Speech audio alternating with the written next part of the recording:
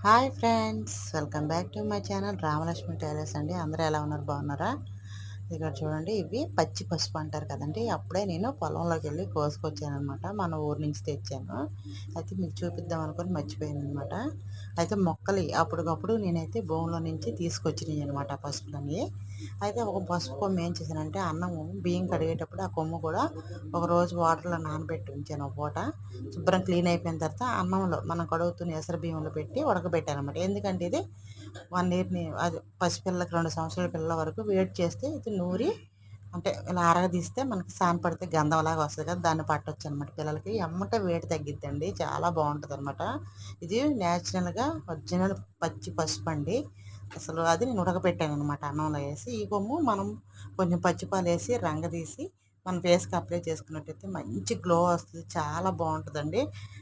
Antibiotic బాగా పనిచేస్తది కదా! ఓకేనా?